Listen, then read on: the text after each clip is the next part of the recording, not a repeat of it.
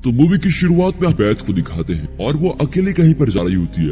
अब अगले सीन में दिखाते हैं जैक को, जो बैथ के अंतिम संस्कार पर जाने के लिए नैपकिन खरीद रहा होता है। फिर जैक अपने माँ पापा के साथ बैथ के घर पर जाता है, जहाँ बैथ के पापा मॉरी और उसकी माँ जेनी होते हैं और दोनों ही अपनी बेटी को खो देने से बहुत उदास बैठे रहते हैं। फिर वे जब अपने घर लौटते हैं तब जैक का भाई कायल जैक से कुछ अजीब से सवाल करता है।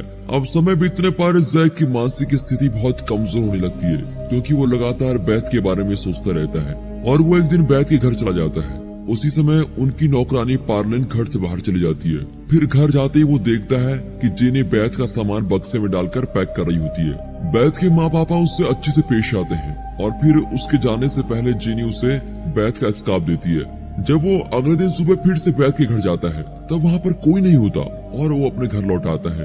अब उसके माँ पापा को लगता है कि आजकल वो कुछ अजीब तरीके से व्यवहार कर रहा है और वो उससे कहते हैं कि तुम्हें किसी न्यूरोलॉजिस्ट से मिलना चाहिए। अगले दिन सुबह जैक फिर से मॉरी और जीनी से मिलने उनके घर पर जाता है। तभी उसे अंदर से कुछ गाना और बातें चलती हुई सुनाई देती है, लेकिन दरवाजा खटखटाने पर कोई उसको जवाब नहीं देता। जैसे ही वो घर के पीछे की तरफ जाता है वो अंदर बैथ को देखता है और बिल्कुल हैरान रह जाता है। अब उसे देखते ही वो चिल्लाकर उसको पुकारने लगता है और घर के दरवाजे और खिड़कियों को ठोकने लगता है। तभी वहाँ पर कायल आकर उसे कहता है कि तुम्हें इस तरह परेशान नहीं करना चाहिए, और फिर वो उसको उसकी कार तक छोड़ देता है और वहाँ से जाने को कहता है। उस रात फिर जैक उनके घर पर आता है और कैसे भी करके वो घर के अंदर चला जाता है। अब अंदर जाते ही उसे मॉरी रोक देता है और उसे वहाँ से चले जाने को कहता है। अब जैक को लगता है कि बैथ मरी नहीं है और ये सब मिलकर उसके साथ कोई गेम खेल रहे हैं। वो मॉरी को धकेल देता है और देखता है कि जेनी बैथ को एक कबर्ड में बंद कर रही है और अब वहाँ सभी के बीच में खतरनाक बहस होती है। कोई जैक को ये नहीं बता पाता कि असल में हुआ क्या है, क्योंकि सच बताने से बैथ को पता चल जाएगा कि वो पहले मर चुकी थी। उसके माँ पापा ऐसा व्यवहार करते हैं जैसे कि कुछ हुआ ही ना हो, और इससे जैक सोचता है कि बैथ ने मरने का नाटक किया था। और अब बैथ इनकी बातें सुनकर परेशान हो जाती है और उसे ये तक याद करने में तकलीफ होती है कि उसके मरने से पहले उसकी जिंदगी में क्या क्या हुआ था। फिर जैक गुस्सा होकर वहाँ से चला जाता है।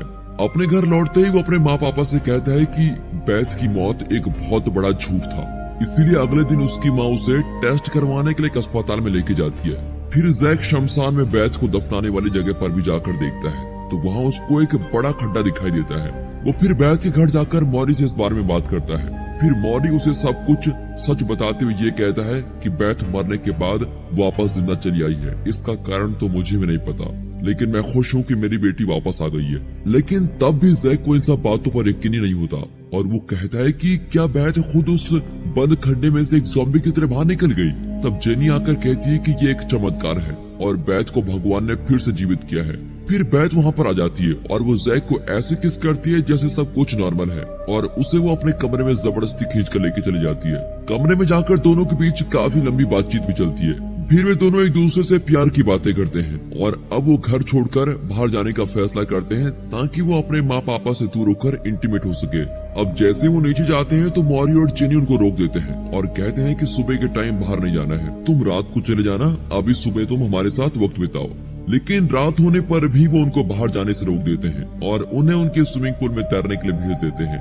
कुछ देर बाद बैथ स्विमिंग पूल के पास जैक का इंतजार करती है। अब उसके आते ही वो उसको कहती है कि वो अगले दिन के टेस्ट के लिए बहुत घबराई हुई है। तब जैक उसके पास बैठ जाता है और वो उसके पैर में सांप के डसने का निशान देखता है।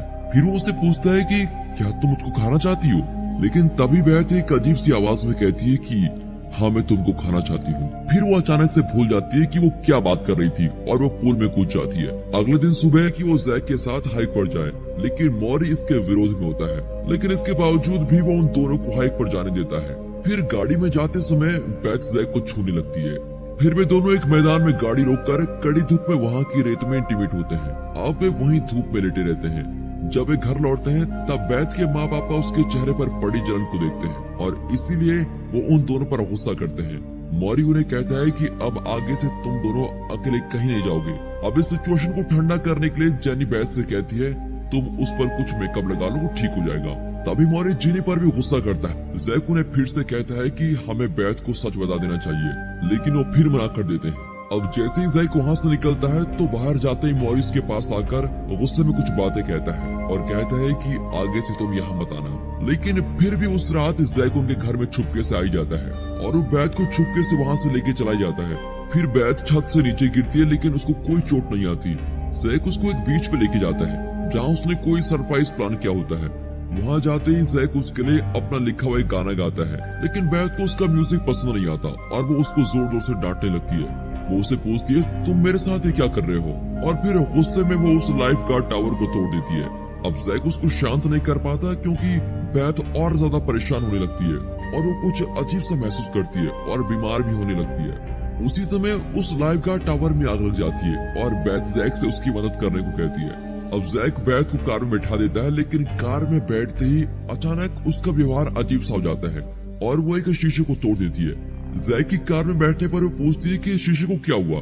तब जैक रेडियो ऑन करता है और उसमें बजने वाले गाने को सुनकर बैथ थोड़ा शांत हो जाती है। जैक बैथ को उसके घर लेके जाता है और तब बैथ कहती है कि उसे वो गाना बहुत पसंद है और वो उसको किस भी करती है। फिर जैक उसके घर की दीवार पर चढ़कर उसे उसके कमरे में पहुंचा देता है और कमरे में जाते ही बैथ कोई अच्छा सा गाना लगा देती है और अपने कपड़े उतारने लग जाती है। तब जैक देखता है कि उस कमरे की दीवार में काफी मिट्टी लगी हुई है और वो जैक के भी कपड़े उतारकर उसे जमीन पर धक्के देती है और तभी जैक बैथ के शरीर पर पोस्टमार्टम के निशान देखता है। अब ये देखकर उसको डर लगने लग जाता है और वो वहाँ से बाहर निकलने की कोशिश करता है।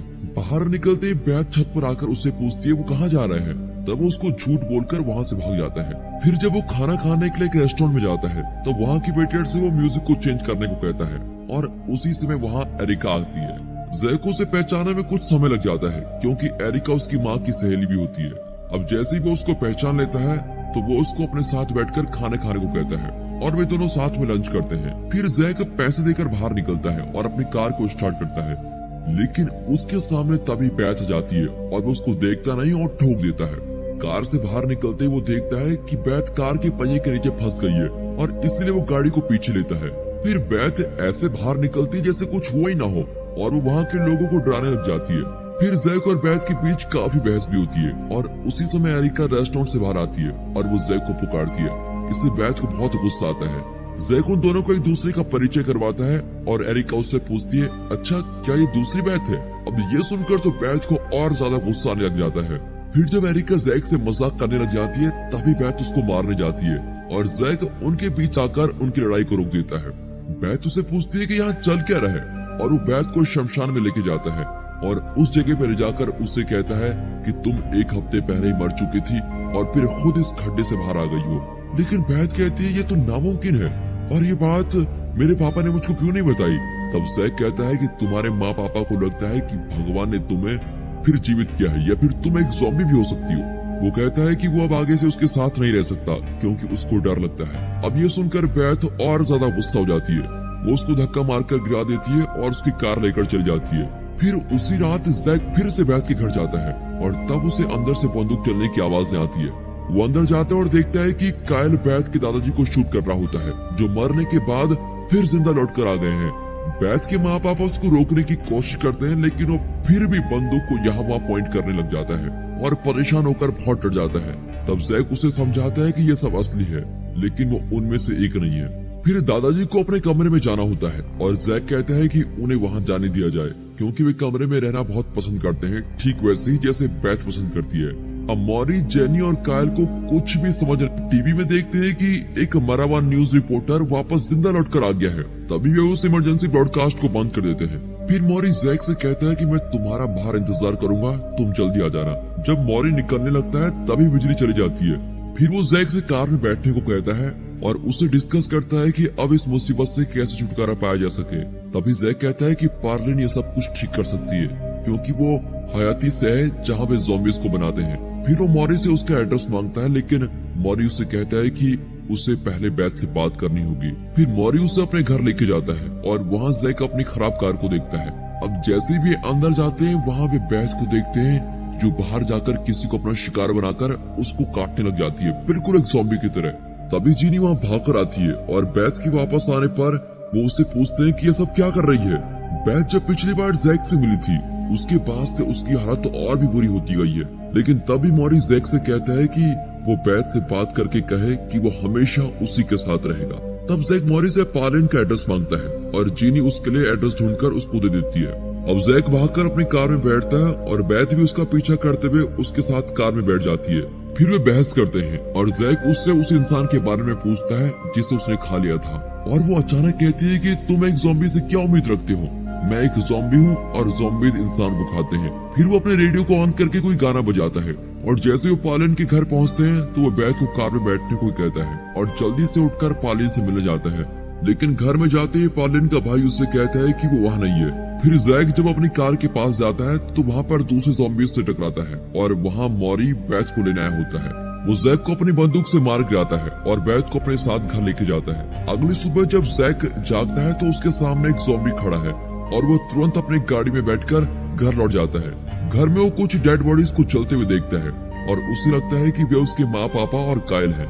जैक तुरंत अपना सामान पैक कर लेता है और बाहर जाकर एक दुकान में जाता है। तभी वो बाहर से शूट करने की आवाज को सुनता है। फिर वो दुकान से काफी खाने के आइटम्स लेता है और अपनी कार में चलकर बैथ के घर पर जाता है। वहाँ वो मौरी को देखता है और उनके घर में सभी चीजें बिखरी पड़ी होती है। उसे जीनी की आवाज सुनाई देती है और वो उसी दिशा में जाता है। वहाँ वो देखता है कि जीनी बैथ को अपने हाथ का एक टुकड़ा खिला रही है और वो जैक से कहती है कि बैथ ने मौरी को खा लिया। तब जैक उसके घाव पर पट्टी बांधता है और उससे कहता है सब कुछ ठीक हो जाएगा। फिर बैथ के साथ अकेले रहते समय वो उससे बहस करता है और फिर कहता है मैं तुम्हारे साथ कुछ समय अकेले रहना चाहता हूँ और मैं तुमको हाइक पर भी ले जाना चाहता हूँ। बैथ उसे पूछती है क्या तुम्हें मुझसे डर लगता है, और वो जवाब देता है कि तुम्हारे सिवा मेरा यहाँ पर कोई नहीं है, लेकिन वादा करो कि तुम मुझको नहीं खाओगी। अभी दोनों जब बाहर जाने के लिए निकलते हैं तब बाहर कायल उनको देख लेता है और अपनी बंदूक से बैथ को शूट करता है। तभी जैक उसे रोकता है और उन डेड बॉडीज के बारे में पूछता है जो घर पर उस समय जल रही थी। तो कायल कहता है कि उसके माँ बाप जिंदा है और वो लेवन के घर पर है। अब कायल ने जैक पर भरोसा कर लिया है, इसलिए वो उससे माफी मांगता है और कहता है हमें ज़ॉम्बीज को मिटा देना चाहिए और सभी को शूट करना चाहिए। तो जैक उसे कहता है कि मुझे उसे हाइक पर ले जाने दो, और कायल फिर उसको एक बंदूक देकर कहता है उसके सर पर शूट करके उसका दर्द को खत्म कर दो और शाम के 4 बजे तक लेवन के घर पर आ जाओ। फिर जैक बैथ को हाइक पर लेके जाता है और एक नजारा देखने के लिए वहीं पर रुक जाते हैं। जब वो मुड़ती है तो जैक उसके सर पर शूट कर देता है और उसको चट्टान से नीचे गिरा देता है। तो इसी के साथ ये मूवी यहाँ पर खत्म होती है।